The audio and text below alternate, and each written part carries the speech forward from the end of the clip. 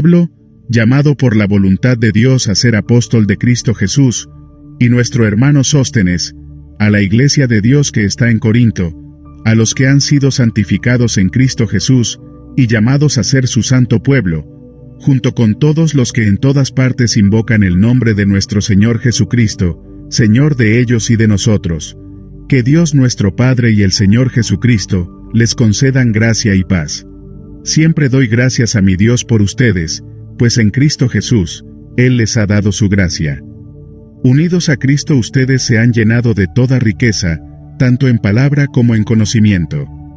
Así se ha confirmado en ustedes nuestro testimonio acerca de Cristo, de modo que no les falta ningún don espiritual mientras esperan con ansias que se manifieste nuestro Señor Jesucristo. Él los mantendrá firmes hasta el fin, para que no sean reprendidos en el día de nuestro Señor Jesucristo. Fiel es Dios, quien los ha llamado a tener comunión con su Hijo Jesucristo, nuestro Señor. Les suplico, hermanos, en el nombre de nuestro Señor Jesucristo, que todos vivan en armonía y que no haya divisiones entre ustedes, sino que se mantengan unidos en un mismo pensar y en un mismo propósito. Digo esto, hermanos míos, porque algunos de la familia de Cloé me han informado que hay rivalidades entre ustedes. Me refiero a que unos dicen, yo sigo a Pablo, otros afirman, yo a Apolos, otros, yo a Cefas, y otros, yo a Cristo. ¿Cómo? ¿Está dividido Cristo? ¿Acaso Pablo fue crucificado por ustedes? ¿O es que fueron bautizados en el nombre de Pablo? Gracias a Dios que no bauticé a ninguno de ustedes, excepto a Crispo y a Gayo, de modo que nadie puede decir que fue bautizado en mi nombre. Bueno, también bauticé a la familia de Estéfanas.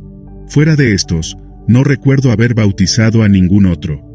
Pues Cristo no me envió a bautizar, sino a predicar las buenas noticias, y eso sin discursos de sabiduría humana, para que la cruz de Cristo no perdiera su eficacia.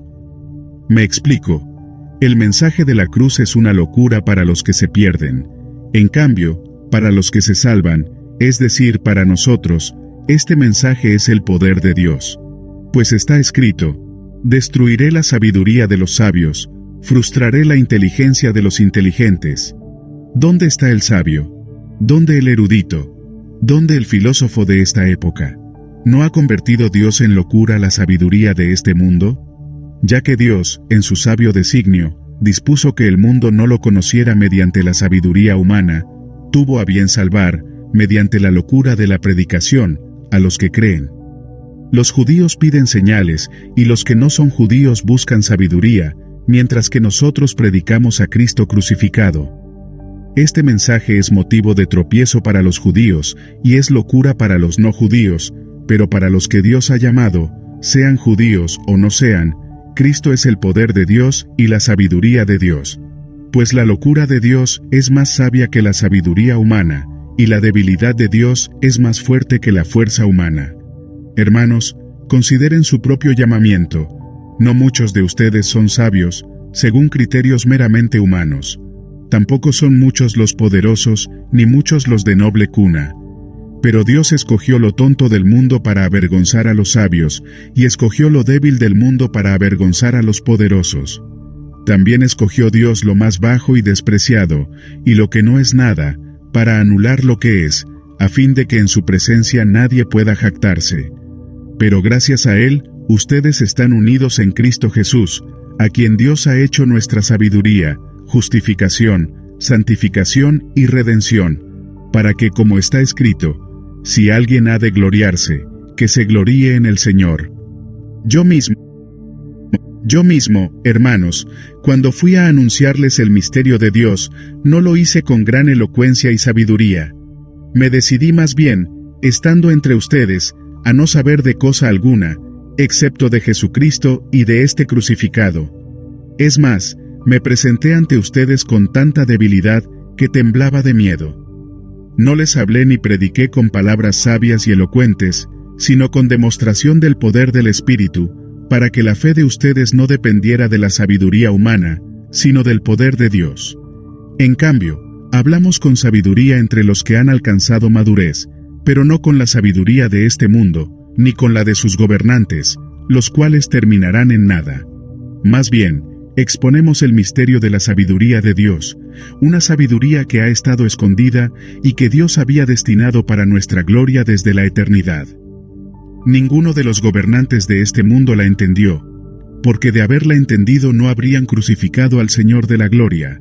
Sin embargo, como está escrito, ningún ojo ha visto, ningún oído ha escuchado, ningún corazón ha concebido lo que Dios ha preparado para quienes lo aman. Ahora bien, Dios nos ha revelado esto por medio de su Espíritu, pues el Espíritu lo examina todo, hasta las profundidades de Dios. En efecto, ¿quién conoce los pensamientos del ser humano, sino su propio Espíritu que está en él? Asimismo, nadie conoce los pensamientos de Dios, sino el Espíritu de Dios.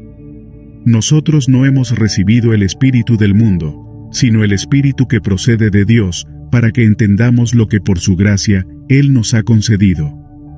Esto es precisamente de lo que hablamos, no con las palabras que enseña la sabiduría humana, sino con las que enseña el Espíritu, explicando lo espiritual en términos espirituales. El que no tiene el Espíritu no acepta lo que procede del Espíritu de Dios, pues para él es locura. No puede entenderlo, porque hay que discernirlo espiritualmente.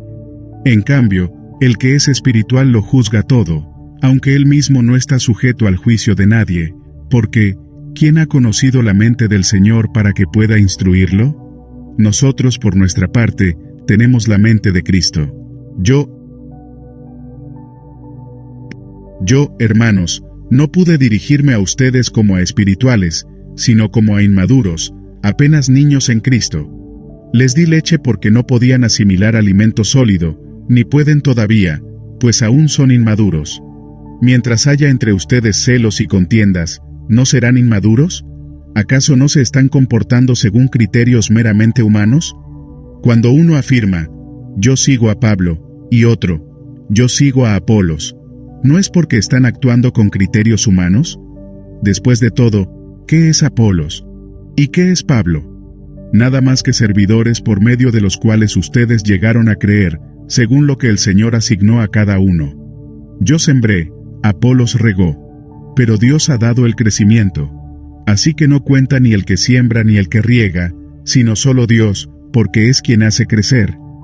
El que siembra y el que riega están al mismo nivel, aunque cada uno será recompensado según su propio trabajo. En efecto, nosotros somos colaboradores al servicio de Dios, y ustedes son el campo de cultivo de Dios, son el edificio de Dios. Según la gracia que Dios me ha dado, yo, como maestro constructor, puse el fundamento y otro construye sobre él. Pero cada uno tenga cuidado de cómo construye, porque nadie puede poner un fundamento diferente del que ya está puesto, que es Jesucristo. Si alguien construye sobre este fundamento ya sea con oro, plata y piedras preciosas, o con madera, heno y paja, su obra se mostrará tal cual es, pues el día del juicio la dejará al descubierto. El fuego la dará a conocer, y pondrá a prueba la calidad del trabajo de cada uno. Si lo que alguien ha construido permanece, recibirá su recompensa, pero si su obra es consumida por las llamas, él sufrirá pérdida. Será salvo, pero como quien pasa por el fuego. ¿No saben que ustedes son templo de Dios y que el Espíritu de Dios habita en ustedes? Si alguno destruye el templo de Dios, él mismo será destruido por Dios, porque el templo de Dios es sagrado, y ustedes son ese templo. Que nadie se engañe. Si alguno de ustedes se cree sabio según las normas de esta época, hágase ignorante para así llegar a ser sabio. Porque a los ojos de Dios, la sabiduría de este mundo es locura. Como está escrito, Él atrapa a los sabios en su propia astucia. Y también dice, el Señor conoce los pensamientos de los sabios y sabe que son vanidad. Por lo tanto, que nadie base su orgullo en los seres humanos. Al fin y al cabo, todo es de ustedes, ya sea Pablo, o Apolos, o Cefas, o el mundo, o la vida, o la muerte, o lo presente, o el porvenir. Todo es de ustedes, y ustedes son de Cristo, y Cristo es de Dios. Que todos nos consideren servidores de Cristo, encargados de administrar los misterios de Dios. Ahora bien, A los que reciben un encargo se les exige que demuestren ser dignos de confianza. Por mi parte, muy poco me preocupa que me juzguen ustedes o cualquier tribunal humano. Es más, ni siquiera me juzgo a mí mismo. Porque aunque la conciencia no me remuerde, no por eso quedo absuelto. El que me juzga es el Señor. Por lo tanto, no juzguen nada antes de tiempo. Esperen hasta que venga el Señor. Él sacará a la luz lo que está oculto en la oscuridad, y pondrá al descubierto las intenciones de cada corazón. Entonces cada uno recibirá de Dios la alabanza que le corresponda. Hermanos, todo esto lo he aplicado a Apolos y a mí mismo para beneficio de ustedes, con el fin de que aprendan de nosotros aquello de no hierre más allá de lo que está escrito. Así ninguno de ustedes podrá engreírse de haber favorecido al uno en perjuicio del otro. ¿Quién te distingue de los demás? ¿Qué tienes que no hayas recibido? Y si lo recibiste, ¿por qué presumes como si no te lo hubieran dado? Ya tienen todo lo que desean, ya se han enriquecido, han llegado a ser reyes, y eso sin nosotros. Ojalá fueran de veras reyes para que también nosotros reináramos con ustedes. Por lo que veo, a nosotros los apóstoles Dios nos ha hecho desfilar en el último lugar, como a los sentenciados a muerte. Hemos llegado a ser un espectáculo para todo el universo, tanto para los ángeles como para los hombres. Por causa de Cristo nosotros somos los ignorantes. Ustedes en Cristo son los inteligentes. Los débiles somos nosotros, los fuertes son ustedes. A ustedes se les estima, a nosotros se nos desprecia. Hasta el momento pasamos hambre, tenemos sed, nos falta ropa, se nos maltrata, no tenemos lugar fijo donde vivir. Con estas manos trabajamos duro. Si nos maldicen, bendecimos. Si nos persiguen, los soportamos. Si nos calumnian, los tratamos con gentileza. Se nos considera la escoria de la tierra, la basura del mundo, y así hasta el día de hoy. No escribo esto para avergonzarlos, sino para amonestarlos, como a hijos míos amados. De hecho, aunque tuvieran ustedes miles de tutores en Cristo, padres sí que no tienen muchos, porque mediante el Evangelio, yo fui el Padre que los engendró en Cristo Jesús. Por tanto, les ruego que sigan mi ejemplo. Con este propósito envié a Timoteo, mi amado y fiel hijo en el Señor. Él les recordará mi comportamiento en Cristo Jesús, como enseño por todas partes y en todas las iglesias. Ahora bien, algunos de ustedes se han vuelto arrogantes, pensando que no iré a verlos. Lo cierto es que, si el Señor quiere, iré a visitarlos muy pronto, y ya veremos no solo cómo hablan, sino cuánto poder tienen esos presumidos. Porque el reino de Dios no es cuestión de palabras, sino de poder. ¿Qué prefieren? ¿Que vaya a verlos con un látigo, o con amor y humildad? Es ya del dominio público que hay entre ustedes un caso de inmoralidad sexual que ni siquiera entre los paganos se tolera, a saber, que uno de ustedes tiene por mujer a la esposa de su padre, y de esto se sienten orgullosos.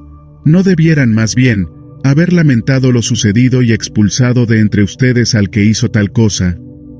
Yo, por mi parte, aunque no estoy físicamente entre ustedes, sí estoy presente en espíritu, y ya he juzgado, como si estuviera presente, al que cometió este pecado. Cuando se reúnan y yo los acompañe en espíritu, en el nombre de nuestro Señor Jesús y con su poder, entreguen a este hombre a Satanás, para destrucción de su carne, a fin de que su espíritu sea salvo en el día del Señor. Hacen mal en jactarse. ¿No se dan cuenta de que un poco de levadura fermenta toda la masa? Desháganse de la vieja levadura para que sean masa nueva, panes sin levadura, como lo son en realidad. Porque Cristo, nuestro Cordero Pascual, ya ha sido sacrificado. Así que celebremos nuestra Pascua, no con la vieja levadura, que es la malicia y la perversidad, sino con pan sin levadura, que es la sinceridad y la verdad. Por carta ya les he dicho que no se relacionen con personas inmorales. Por supuesto, no me refería a la gente inmoral de este mundo, ni a los avaros, estafadores o idólatras.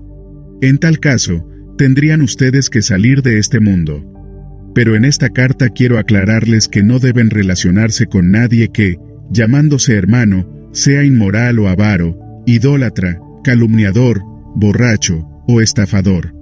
Con tal persona ni siquiera deben juntarse para comer. ¿Acaso me toca a mí juzgar a los de afuera? ¿No son ustedes los que deben juzgar a los de adentro? Dios juzgará a los de afuera.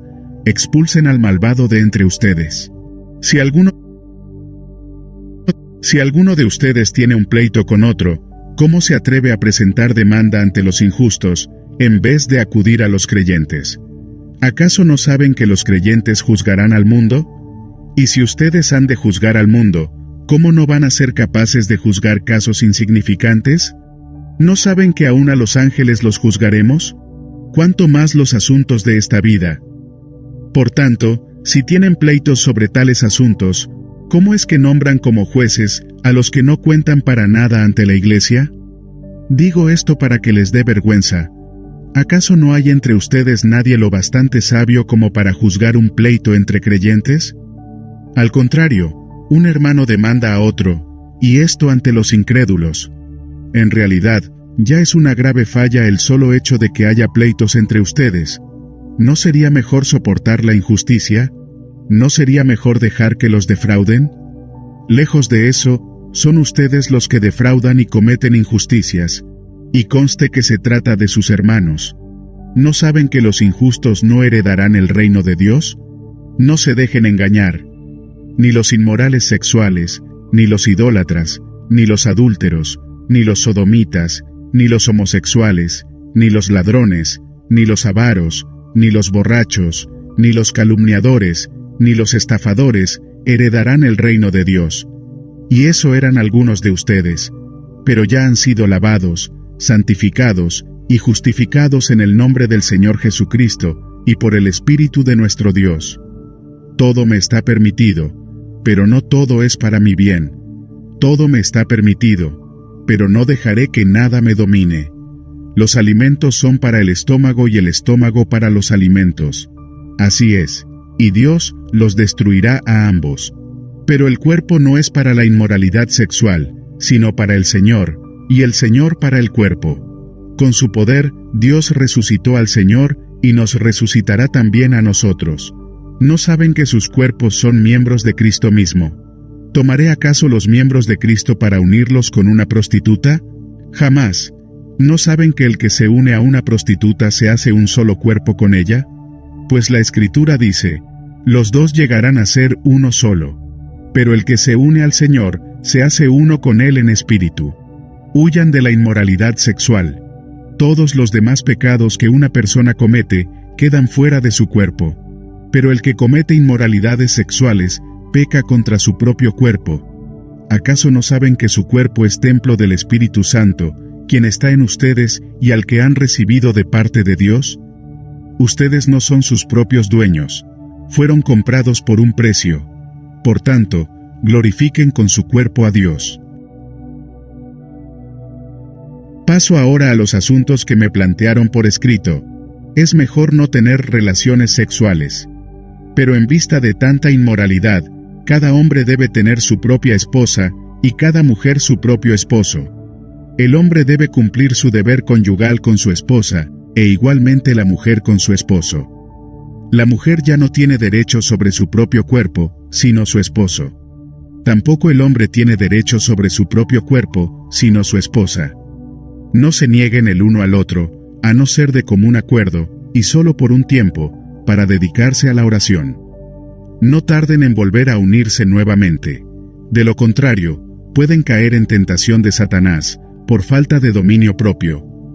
Ahora bien, esto lo digo como una concesión, y no como una orden. En realidad, preferiría que todos fueran como yo.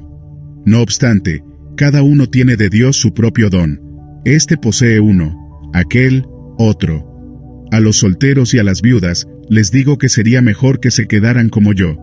Pero si no pueden dominarse, que se casen, porque es preferible casarse que quemarse de pasión. A los casados doy la siguiente orden, no yo, sino el Señor, que la mujer no se separe de su esposo. Sin embargo, si se separa, que no se vuelva a casar. De lo contrario, que se reconcilie con su esposo. Asimismo, que el hombre no se divorcie de su esposa. A los demás les digo yo, no es mandamiento del Señor. Si algún hermano tiene una esposa que no es creyente, y ella consiente en vivir con él, que no se divorcie de ella. Y, si una mujer tiene un esposo que no es creyente, y él consiente en vivir con ella, que no se divorcie de él. Porque el esposo no creyente ha sido santificado por la unión con su esposa, y la esposa no creyente ha sido santificada por la unión con su esposo creyente. Si así no fuera, sus hijos serían impuros, mientras que, de hecho, son considerados santos. Sin embargo, si el cónyuge no creyente decide separarse, no se lo impidan. En tales circunstancias, el cónyuge creyente queda sin obligación. Dios nos ha llamado a vivir en paz. ¿Cómo sabes tú, mujer, si acaso salvarás a tu esposo? ¿O cómo sabes tú, hombre, si acaso salvarás a tu esposa? En cualquier caso, cada uno debe vivir conforme a la condición que el Señor le asignó y a la cual Dios lo ha llamado. Esta es la norma que establezco en todas las iglesias. ¿Fue llamado alguno estando ya circuncidado? Que no disimule su condición. ¿Fue llamado alguno sin estar circuncidado? Que no se circuncide. Para nada cuenta estar o no estar circuncidado, lo que importa es cumplir los mandatos de Dios. Que cada uno permanezca en la condición en que estaba cuando Dios lo llamó. ¿Eras esclavo cuando fuiste llamado? No te preocupes, aunque, si tienes la oportunidad de conseguir tu libertad, aprovéchala. Porque el que era esclavo cuando el Señor lo llamó, es un liberto del Señor. Del mismo modo, el que era libre cuando fue llamado, es un esclavo de Cristo. Ustedes fueron comprados por un precio. No se vuelvan esclavos de nadie. Hermanos, cada uno permanezca ante Dios, en la condición en que estaba cuando Dios lo llamó. En cuanto a las personas solteras, no tengo ningún mandato del Señor, pero doy mi opinión como quien por la misericordia del Señor, es digno de confianza. Pienso que, a causa de la crisis actual, es bueno que cada persona se quede como está. ¿Estás casado? No procures divorciarte. ¿Estás sin esposa? No busques una. Pero si te casas, no pecas. Y si una joven se casa, tampoco comete pecado. Sin embargo, los que se casan tendrán que pasar por muchos aprietos, y yo quiero evitárselos. Lo que quiero decir, hermanos, es que nos queda poco tiempo. De aquí en adelante los que tienen esposa deben vivir como si no la tuvieran. Los que lloran, como si no lloraran. Los que se alegran, como si no se alegraran. Los que compran algo, como si no lo poseyeran. Los que disfrutan de las cosas de este mundo, como si no disfrutaran de ellas. Porque este mundo, en su forma actual, está por desaparecer. Yo preferiría que estuvieran libres de preocupaciones. El soltero se preocupa de las cosas del Señor y de cómo agradarlo. Pero el casado se preocupa de las cosas de este mundo y de cómo agradar a su esposa. Sus intereses están divididos. La mujer no casada, lo mismo que la joven soltera, se preocupa de las cosas del Señor. Se afana por consagrarse al Señor, tanto en cuerpo como en espíritu. Pero la casada se preocupa de las cosas de este mundo, y de cómo agradar a su esposo. Les digo esto por su propio bien, no para ponerles restricciones, sino para que vivan con decoro y plenamente dedicados al Señor. Si alguno piensa que no está tratando a su prometida como es debido, y ella ha llegado ya a su madurez, por lo cual él se siente obligado a casarse, que lo haga. Con eso no peca, que se casen. Pero el que se mantiene firme en su propósito, y no está dominado por sus impulsos, sino que domina su propia voluntad, y ha resuelto no casarse con su prometida, también hace bien. De modo que el que se casa con su prometida hace bien, pero el que no se casa, hace mejor. La mujer está ligada a su esposo mientras él vive, pero si el esposo muere, ella queda libre para casarse con quien quiera, con tal de que sea en el Señor. En mi opinión, ella será más feliz si no se casa, y creo que yo también tengo el Espíritu de Dios. En cuanto a lo sacrificado a los ídolos, es cierto que todos tenemos conocimiento. El conocimiento trae orgullo, mientras que el amor edifica. El que cree que sabe algo, todavía no sabe como debiera saber. Pero el que ama a Dios, es conocido por él. De modo que, en cuanto a comer lo sacrificado a los ídolos, sabemos que un ídolo no tiene ningún valor en este mundo, y que hay un solo Dios. Aunque haya los así llamados dioses, en el cielo o en la tierra, y por cierto que hay muchos dioses, y muchos señores, para nosotros no hay más que un solo Dios, el Padre, de quien todo procede, y para el cual vivimos, y no hay más que un solo Señor, Jesucristo, por quien todo existe, y por medio del cual vivimos. Pero no todos tienen conocimiento de esto. Algunos siguen tan acostumbrados a los ídolos que, cuando comen carne a sabiendas de que ha sido sacrificada a un ídolo, su conciencia se contamina por ser débil. Pero lo que comemos no nos acerca a Dios, no somos peores por no comer ni mejores por comer. Sin embargo, tengan cuidado de que su libertad no se convierta en motivo de tropiezo para los débiles. Porque, si alguien de conciencia débil te ve a ti, que tienes este conocimiento, comer en el templo de un ídolo, ¿no se sentirá animado a comer lo que ha sido sacrificado a los ídolos? Entonces ese hermano débil, por quien Cristo murió, se perderá a causa de tu conocimiento. Al pecar así contra los hermanos, hiriendo su débil conciencia, pecan ustedes contra Cristo. Por lo tanto, si la comida va a hacer pecar a mi hermano, no comeré carne jamás, para no hacerlo caer en pecado. ¿No soy libre? ¿No soy libre? ¿No soy apóstol? ¿No he visto a Jesús nuestro Señor? ¿No son ustedes el fruto de mi trabajo en el Señor? Aunque otros no me reconozcan como apóstol, para ustedes sí lo soy, porque ustedes mismos son el sello de mi apostolado en el Señor. Esta es mi defensa contra los que me critican. ¿Acaso no tenemos derecho a comer y a beber? ¿No tenemos derecho a viajar acompañados por una esposa creyente, como hacen los demás apóstoles y los hermanos del Señor y Cefas? ¿O es que solo Bernabé y yo estamos obligados a ganarnos la vida con otros trabajos? ¿Qué soldado presta servicio militar pagándose sus propios gastos? ¿Qué agricultor planta un viñedo y no come de sus uvas? ¿Qué pastor cuida un rebaño y no toma de la leche que ordeña? No piensen que digo esto solamente desde un punto de vista humano. ¿No lo dice también la ley? Porque en la ley de Moisés está escrito: no pongas bozal al buey mientras esté sacando el grano. ¿Acaso se preocupa Dios por los bueyes, o lo dice más bien por nosotros? Por supuesto que eso está escrito por nosotros, porque cuando el labrador ara y el segador saca el grano, deben hacerlo con la esperanza de participar de la cosecha. Si hemos sembrado semilla espiritual entre ustedes, ¿será mucho pedir que cosechemos de ustedes lo material? Si otros tienen derecho a este sustento de parte de ustedes, ¿no lo tendremos aún más nosotros? Sin embargo, no ejercimos este derecho, sino que lo soportamos todo con tal de no crear obstáculo al Evangelio de Cristo. ¿No saben que los que sirven en el templo reciben su alimento del templo, y que los que atienden el altar participan de lo que se ofrece en el altar? Así también el Señor ha ordenado que quienes predican el Evangelio vivan de este ministerio.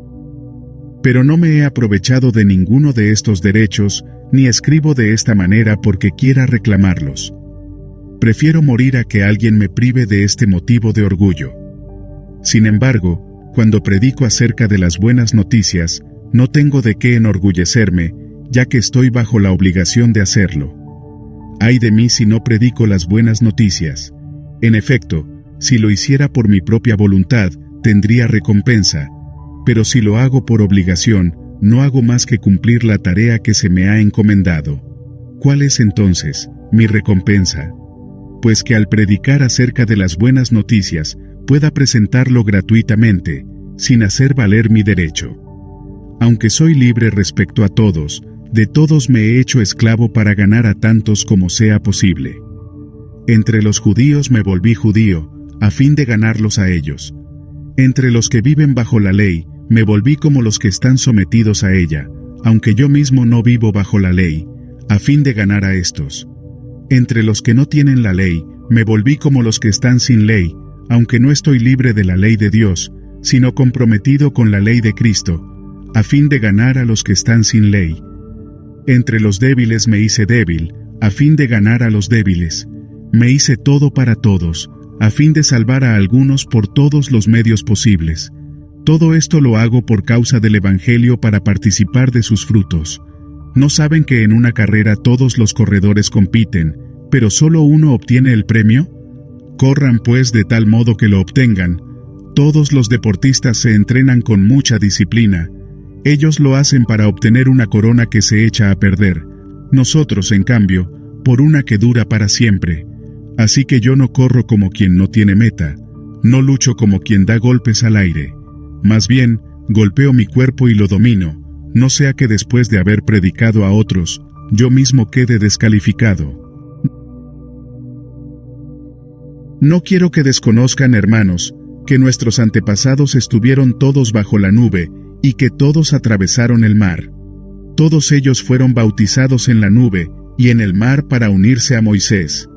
Todos también comieron el mismo alimento espiritual, y tomaron la misma bebida espiritual, pues bebían de la roca espiritual que los acompañaba, y la roca era Cristo. Sin embargo, la mayoría de ellos no agradaron a Dios, y sus cuerpos quedaron tendidos en el desierto.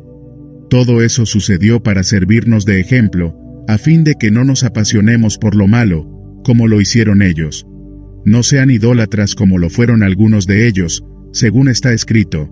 Se sentó el pueblo a comer y a beber, y se levantó para entregarse al desenfreno. No cometamos inmoralidad sexual como algunos lo hicieron, por lo que en un solo día perecieron 23,000. Tampoco pongamos a prueba a Cristo como lo hicieron algunos, y murieron víctimas de las serpientes. Tampoco murmuren contra Dios como lo hicieron algunos, y sucumbieron a manos del exterminador. Todo eso les sucedió para servir de ejemplo, y quedó escrito para advertencia nuestra, pues a nosotros nos ha llegado el fin de los tiempos. Por lo tanto, si alguien piensa que está firme, tenga cuidado de no caer. Ustedes no han sufrido ninguna tentación que no sea común al género humano. Pero Dios es fiel, y no permitirá que ustedes sean tentados más allá de lo que puedan aguantar. Más bien, cuando llegue la tentación, Él les dará también una salida a fin de que puedan resistir. Por tanto, mis queridos hermanos, huyan de la idolatría. Me dirijo a personas sensatas. Juzguen ustedes mismos lo que digo. Esa copa de bendición por la cual damos gracias, ¿no significa que entramos en comunión con la sangre de Cristo? Ese pan que partimos, ¿no significa que entramos en comunión con el cuerpo de Cristo? Hay un solo pan del cual todos participamos. Por eso, aunque somos muchos, formamos un solo cuerpo. Consideren al pueblo de Israel. ¿No entran en comunión con el altar los que comen de lo sacrificado? ¿Qué quiero decir con esta comparación? Que el sacrificio que los no judíos ofrecen a los ídolos sea algo o que el ídolo mismo sea algo. No, sino que cuando ellos ofrecen sacrificios, lo hacen para los demonios, no para Dios. Y no quiero que ustedes entren en comunión con los demonios. No pueden beber de la copa del Señor y también de la copa de los demonios. No pueden participar de la mesa del Señor y también de la mesa de los demonios. ¿O vamos a provocar celos al Señor? ¿Somos acaso más fuertes que Él? Todo está permitido, pero no todo es provechoso.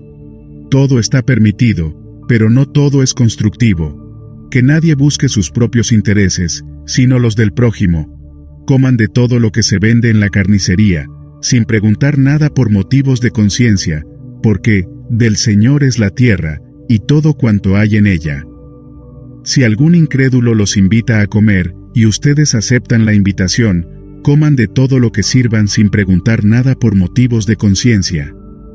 Ahora bien, si alguien les dice, esto ha sido ofrecido en sacrificio a los ídolos, entonces no lo coman, por consideración al que se lo mencionó, y por motivos de conciencia. Me refiero a la conciencia del otro, no a la de ustedes. ¿Por qué se ha de juzgar mi libertad de acuerdo con la conciencia ajena? Si con gratitud participo de la comida, ¿me van a condenar por comer algo por lo cual doy gracias a Dios? En conclusión, ya sea que coman o beban o hagan cualquier otra cosa, háganlo todo para la gloria de Dios. No hagan tropezar a nadie, ni a judíos, ni a los que no son judíos, ni a la iglesia de Dios. Hagan como yo, que procuro agradar a todos en todo. No busco mis propios intereses, sino los de los demás, para que sean salvos. Imítenme, así como yo imito a Cristo.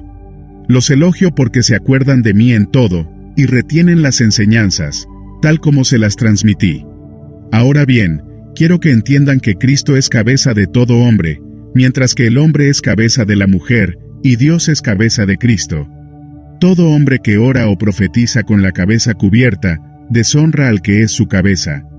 En cambio, toda mujer que ora o profetiza con la cabeza descubierta, deshonra al que es su cabeza. Es como si estuviera rasurada. Si la mujer no se cubre la cabeza, que se corte también el cabello. Pero si es vergonzoso para la mujer tener el pelo corto, o la cabeza rasurada, que se la cubra. El hombre no debe cubrirse la cabeza, ya que él es imagen y gloria de Dios, mientras que la mujer es gloria del hombre. De hecho, el hombre no procede de la mujer, sino la mujer del hombre. Ni tampoco fue creado el hombre a causa de la mujer, sino la mujer a causa del hombre. Por esta razón y a causa de los ángeles, la mujer debe llevar sobre la cabeza señal de autoridad. Sin embargo, en el Señor, ni la mujer existe aparte del hombre, ni el hombre aparte de la mujer. Porque así como la mujer procede del hombre, también el hombre nace de la mujer, pero todo proviene de Dios. Juzguen ustedes mismos. ¿Es apropiado que la mujer ore a Dios sin cubrirse la cabeza? ¿No enseña el mismo orden natural de las cosas que es una vergüenza para el hombre dejarse crecer el cabello, mientras que es una gloria para la mujer llevar cabello largo? Es que a ella se le ha dado su cabellera como velo. Si alguien insiste en discutir este asunto, tenga en cuenta que nosotros no tenemos otra costumbre, ni tampoco las iglesias de Dios. Al darles las siguientes instrucciones, no puedo elogiarlos, ya que sus reuniones traen más perjuicio que beneficio. En primer lugar, oigo decir que cuando se reúnen como iglesia, hay divisiones entre ustedes, y hasta cierto punto lo creo. Sin duda, tiene que haber divisiones entre ustedes, para que se demuestre quiénes cuentan con la aprobación de Dios. De hecho, cuando se reúnen, ya no es para comer la cena del Señor, porque cada uno se adelanta a comer su propia cena, de manera que unos se quedan con hambre mientras otros se emborrachan. ¿Acaso no tienen casas donde comer y beber? ¿O es que menosprecian a la iglesia de Dios y quieren avergonzar a los que no tienen nada? ¿Qué les diré? ¿Voy a elogiarlos por esto? Claro que no. Yo recibí del Señor lo mismo que les transmití a ustedes, que el Señor Jesús, la noche en que fue traicionado, tomó pan, y después de dar gracias, lo partió y dijo: «Esto es mi cuerpo, entregado por ustedes, hagan esto en memoria de mí». De la misma manera, tomó la copa después de cenar y dijo: «Esta copa es el nuevo pacto en mi sangre, hagan esto cada vez que beban de ella en memoria de mí. Porque cada vez que comen este pan y beben de esta copa, proclaman la muerte del Señor hasta que Él venga. Por lo tanto, cualquiera que coma el pan o beba de la copa del Señor de manera indigna, será culpable de pecar contra el cuerpo y la sangre del Señor. Así que cada uno debe examinarse a sí mismo, antes de comer el pan y beber de la copa. Porque el que come y bebe sin discernir el cuerpo, come y bebe su propia condena. Por eso hay entre ustedes muchos débiles y enfermos, incluso varios han muerto. Si nos examináramos a nosotros mismos, no se nos juzgaría. Pero si nos juzga el Señor, nos disciplina para que no seamos condenados con el mundo. Así que, hermanos míos, cuando se reúnan para comer, espérense unos a otros. Si alguno tiene hambre, que coma en su casa, para que las reuniones de ustedes no resulten dignas de condenación. Los demás asuntos los arreglaré cuando los visite. En cuanto a los dones espirituales, hermanos, quiero que entiendan bien este asunto. Ustedes saben que cuando eran paganos, se dejaban arrastrar hacia los ídolos mudos. Por eso les advierto que nadie que esté hablando por el Espíritu de Dios puede maldecir a Jesús, ni nadie puede decir, Jesús es el Señor, sino por el Espíritu Santo. Ahora bien, hay diversos dones, pero un mismo Espíritu. Hay diversas maneras de servir, pero un mismo Señor. Hay diversas funciones, pero es un mismo Dios, el que hace todas las cosas en todos. A cada uno se le da una manifestación especial del Espíritu para el bien de los demás. A unos Dios da por el Espíritu palabra de sabiduría, a otros, por el mismo Espíritu, palabra de conocimiento, a otros, fe por medio del mismo Espíritu, a otros, y por ese mismo Espíritu, dones para sanar enfermos, a otros, poderes milagrosos, a otros, profecía, a otros, el discernir espíritus, a otros, el hablar en diversas lenguas, y a otros, el interpretar lenguas. Todo esto lo hace un mismo y único Espíritu, quien reparte a cada uno según Él lo determina. De hecho, aunque el cuerpo es uno solo, tiene muchos miembros, y todos los miembros, no obstante ser muchos, forman un solo cuerpo. Así sucede con Cristo. Todos fuimos bautizados por un solo Espíritu para constituir un solo cuerpo, ya seamos judíos o no, esclavos o libres, y a todos se nos dio a beber de un mismo Espíritu. Ahora bien, el cuerpo no consta de un solo miembro, sino de muchos. Si el pie dijera, como no soy mano, no soy del cuerpo, no por eso dejaría de ser parte del cuerpo. Y si la oreja dijera, como no soy ojo, no soy del cuerpo, no por eso dejaría de ser parte del cuerpo. Si todo el cuerpo fuera ojo, ¿qué sería del oído? Si todo el cuerpo fuera oído, ¿qué sería del olfato? En realidad, Dios colocó cada miembro del cuerpo como mejor le pareció. Si todos ellos fueran un solo miembro, ¿qué sería del cuerpo?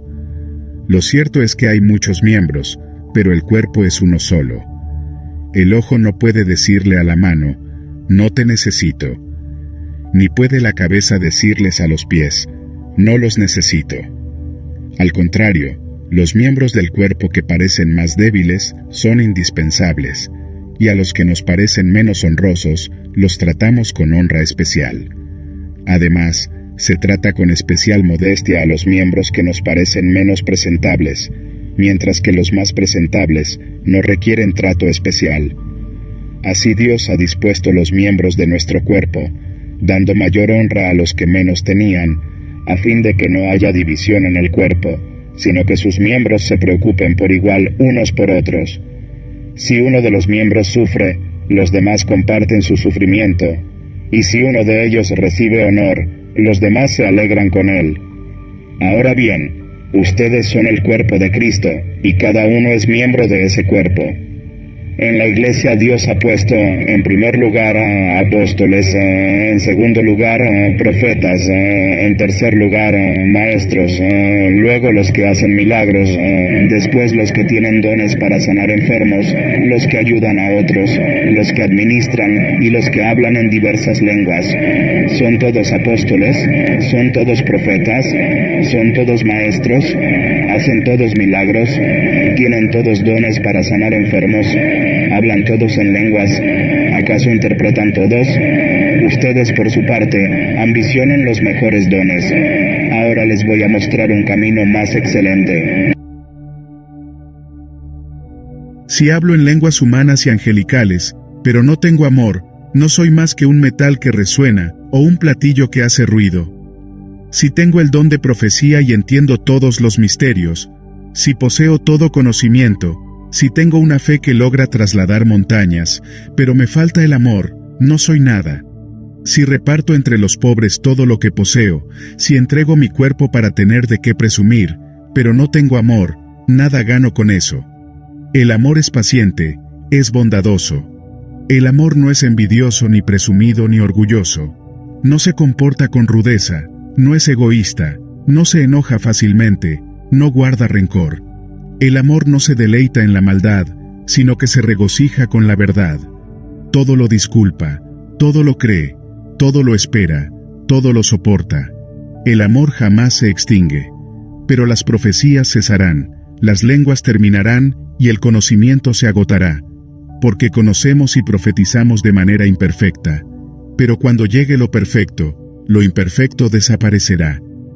Cuando yo era niño, hablaba como niño, pensaba como niño, razonaba como niño. Cuando llegué a ser adulto, dejé atrás las cosas de niño.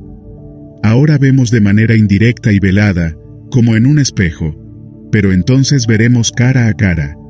Ahora conozco de manera imperfecta, pero entonces conoceré tal y como soy conocido. Ahora pues, permanecen la fe, la esperanza y el amor, pero el amor es el más importante. Esfuércense en seguir el amor y ambicionen los dones espirituales, sobre todo el de profecía. Porque el que habla en lenguas, no habla a los demás, sino a Dios. En realidad, nadie entiende lo que dice, pues habla misterios por el Espíritu. En cambio, el que profetiza habla a los demás para edificarlos, animarlos y consolarlos. El que habla en lenguas se edifica a sí mismo. En cambio, el que profetiza edifica a la iglesia. Yo quisiera que todos ustedes hablaran en lenguas, pero mucho más que profetizaran. El que profetiza aventaja al que habla en lenguas, a menos que éste también interprete, para que la iglesia reciba edificación. Hermanos, si ahora fuera a visitarlos y hablara en lenguas, ¿de qué serviría a menos que presentara alguna revelación, conocimiento, profecía o enseñanza? Aún en el caso de los instrumentos musicales, tales como la flauta o el arpa, ¿cómo se reconocerá lo que tocan si no dan distintamente sus sonidos? Y si la trompeta no da un toque claro, ¿quién se va a preparar para la batalla? Así sucede con ustedes. A menos que su lengua pronuncie palabras comprensibles, ¿cómo se sabrá lo que dicen? Será como si hablaran al aire. ¿Quién sabe cuántos idiomas hay en el mundo? Además, ninguno carece de sentido. Pero si no capto el sentido de lo que alguien dice, seré como un extranjero para el que me habla, y él lo será para mí. Por eso ustedes, que desean dones espirituales, procuren que éstos abunden para la edificación de la iglesia. Por esta razón, el que habla en lenguas pida en oración el don de interpretar lo que diga. Porque, si yo oro en lenguas, mi espíritu ora, pero mi entendimiento no se beneficia en nada. ¿Qué debo hacer entonces? Pues orar con el espíritu, pero también con el entendimiento. Cantar con el espíritu, pero también con el entendimiento. De otra manera, si alabas a Dios con el espíritu, ¿cómo puede quien no es instruido decir amén a tu acción de gracias, puesto que no entiende lo que dices? En ese caso tu acción de gracias es admirable, pero no edifica al otro. Doy gracias a Dios, porque hablo en lenguas más que todos ustedes. Sin embargo, en la iglesia prefiero emplear 5 palabras comprensibles y que me sirvan para instruir a los demás que 10.000 palabras en lenguas. Hermanos, no sean niños en su modo de pensar. Sean niños en cuanto a la malicia, pero adultos en su modo de pensar. En la ley está escrito: por medio de gente de labios extranjeros y lenguas extrañas, hablaré a este pueblo, pero ni aun así me escucharán, dice el Señor. De modo que el hablar en lenguas es una señal no para los creyentes, sino para los incrédulos. En cambio, la profecía no es señal para los incrédulos, sino para los creyentes. Así que, si toda la iglesia se reúne, y todos hablan en lenguas, y entran algunos que no entienden o no creen, ¿no dirán que ustedes están locos? Pero si uno que no cree, o uno que no entiende entra cuando todos están profetizando, se sentirá reprendido y juzgado por todos, y los secretos de su corazón quedarán al descubierto. Así que se postrará ante Dios y lo adorará, exclamando: realmente Dios está entre ustedes. ¿Qué concluimos, hermanos? Que cuando se reúnan, cada uno puede tener un salmo, una enseñanza, una revelación, un mensaje en lenguas o una interpretación. Todo esto debe hacerse para la edificación de la iglesia. Si se habla en lenguas, que hablen 2, o cuando mucho 3, cada uno por turno, y que alguien interprete. Si no hay intérprete, que guarden silencio en la iglesia, y cada uno hable para sí mismo y para Dios. En cuanto a los profetas, que hablen 2 o 3, y que los demás examinen con cuidado lo dicho. Si alguien que está sentado recibe una revelación, el que esté hablando ceda la palabra. Así todos pueden profetizar por turno, para que todos reciban instrucción y aliento. El don de profecía está bajo el control de los profetas, porque Dios no es un Dios de desorden, sino de paz. Como es costumbre en las congregaciones de los creyentes, guarden las mujeres silencio en la iglesia, pues no les está permitido hablar. Que estén sumisas, como lo establece la ley. Si quieren saber algo, que se lo pregunten en casa a sus esposos, porque no está bien visto que una mujer hable en la iglesia. ¿Acaso la palabra de Dios procedió de ustedes? ¿O son ustedes los únicos que la han recibido? Si alguno se cree profeta o espiritual, reconozca que esto que escribo es mandato del Señor. Si no lo reconoce, tampoco él será reconocido. Así que, hermanos míos, ambicionen el don de profetizar y no prohíban que se hable en lenguas. Pero todo debe hacerse de una manera apropiada y con orden.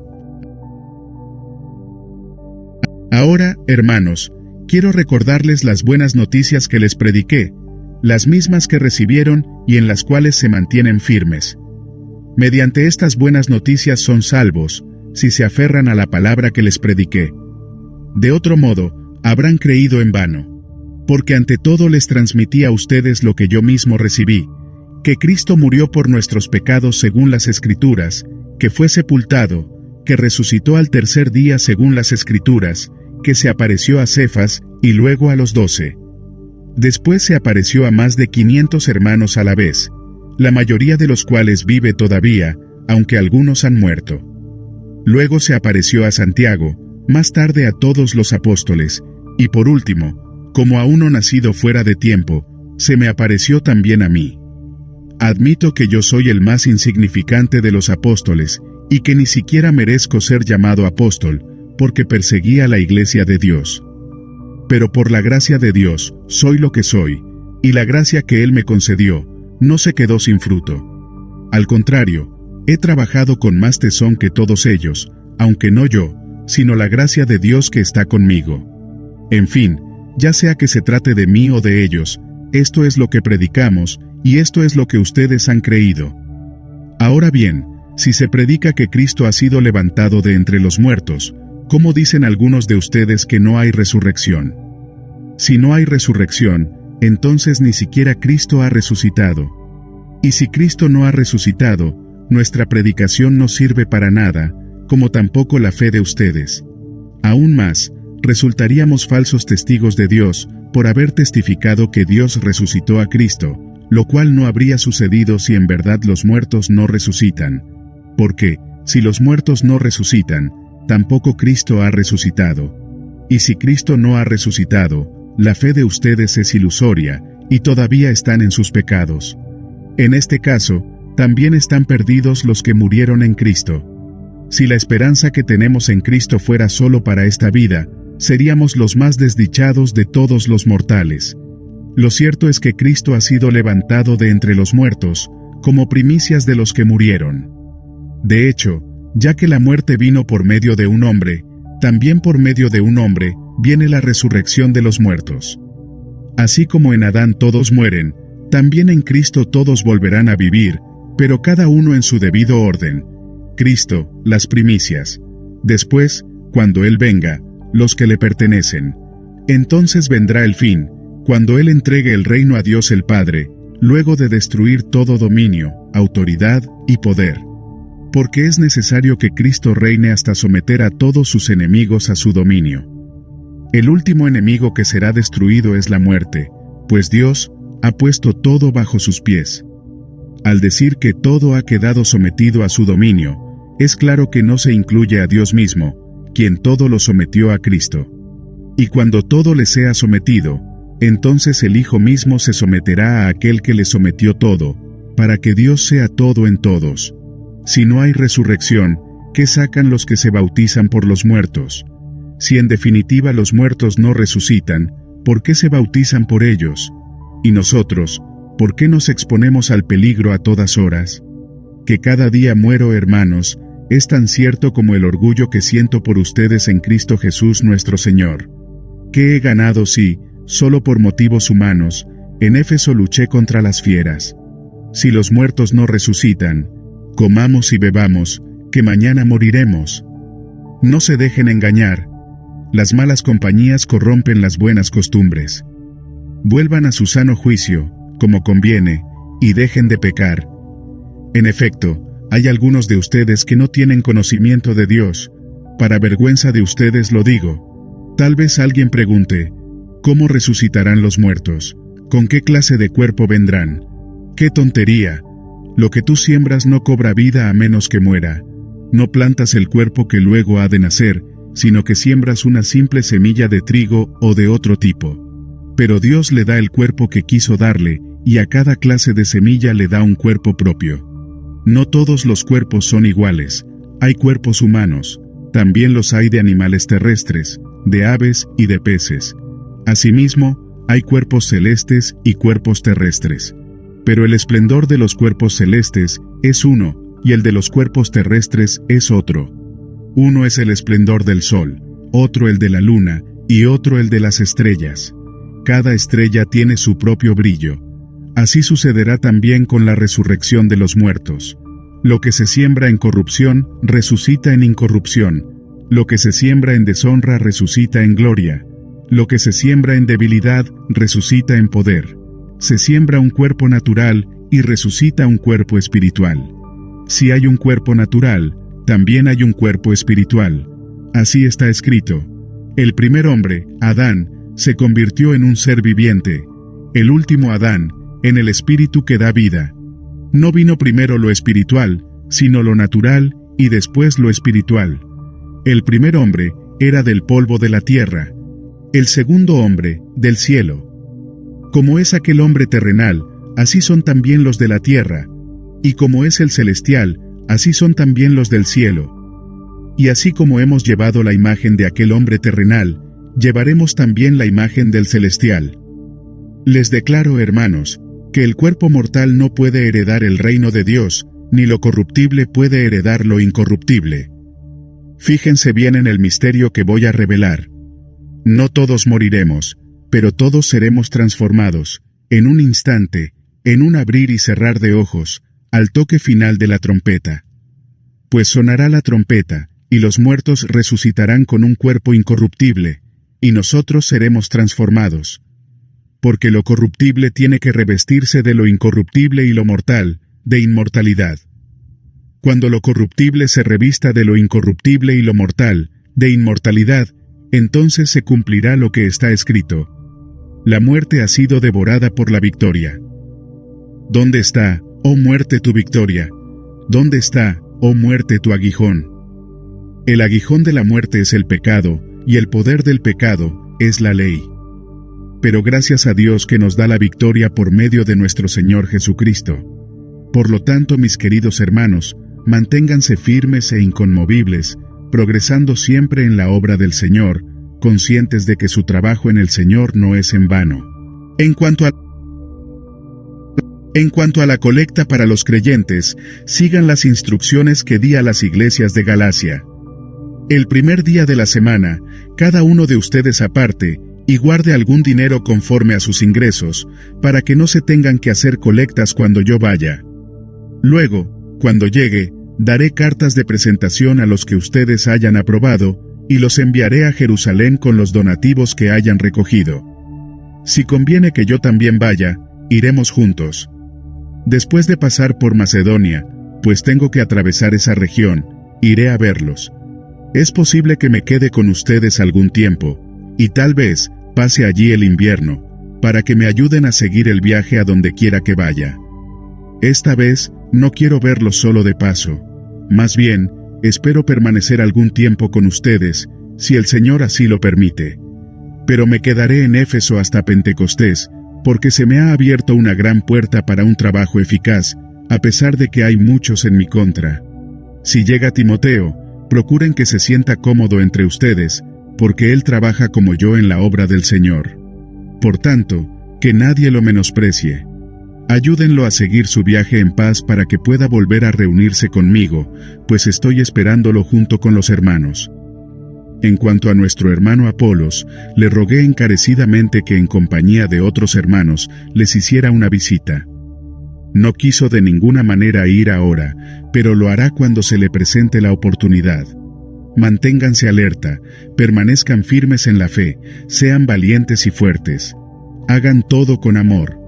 Bien saben que los de la familia de Estéfanas fueron los primeros convertidos de Acaya, y que se han dedicado a servir a los creyentes. Les recomiendo, hermanos, que se pongan a disposición de aquellos y de todo el que colabore en este arduo trabajo. Me alegré cuando llegaron Estéfanas, Fortunato y Acaico, porque ellos han suplido lo que ustedes no podían darme, ya que han tranquilizado mi espíritu y también el de ustedes. Tales personas merecen que se les exprese reconocimiento. Las iglesias de la provincia de Asia les mandan saludos. Aquila y Priscila los saludan cordialmente en el Señor, como también la iglesia que se reúne en la casa de ellos. Todos los hermanos les mandan saludos. Salúdense unos a otros con un beso santo. Yo, Pablo, escribo este saludo de mi puño y letra. Si alguno no ama al Señor, quede bajo maldición. Maranatá. Que la gracia del Señor Jesús sea con ustedes. Los amo a todos ustedes en Cristo Jesús. Amén.